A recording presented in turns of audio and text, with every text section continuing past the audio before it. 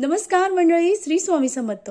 बघा मंडळी, आज नवरात्रीचा दुसरा दिवस आहे. आज आपल्याला कर्जमुक्तीसाठी अतिशय साधा पण अतिशय प्रभावी उपाय करायचा आहे. हा उपाय केल्याने आपल्याला धनलाभ तर होतो, पण कर्जातून मुक्तता सुद्धा मिळत असते. मग आपल्याला आपली जी देवपूजा आहे ती करून घ्यायची आहे. आपण अगदी देव तुमच्याकडे जर उठवत असतील, हलवत असतील तर हलवा, नाहीतर तुम्हाला अगदी जे फुलं आहेत किंवा जी कोरडी पूजा आहे ती करून घ्यायची आहे. त्यानंतर आपल्याला ब्रह्मचरणीची पूजा करायची आहे आणि त्यानंतर आपली जी देवी आहे त्या देवीजवळ आपल्याला एक कमळगट्ट्याचं बी घ्यायचं आहे. त्यासोबत थोडासा लाल कपडा घ्यायचा आहे आणि कमळगट्टा त्या लाल कपड्यामध्ये गुंडाळून देवीच्या चरणाजवळ ठेवायचा आहे. आणि त्यानंतर आपल्याला ओम ऐं ह्रीं क्लीं चामुंडाय विच्चे या मंत्राचा 108 वेळा जप करायचा आहे. आणि त्यानंतर आपल्याला परत देवीला धूपदीप दाखवायचा आहे, नैवेद्य दाखवायचा आहे, नमस्कार करायचा आहे.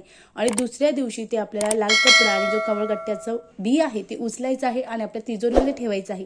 असं केल्याने आपल्यावर किती कर्ज असेल, कर्जातून मुक्तता होईल आणि आपल्याला धनलाभ होईल. अतिशय साधा, अतिशय प्रभावी उपाय आहे. निश्चित करावा. श्री स्वामी समर्थ. धन्यवाद.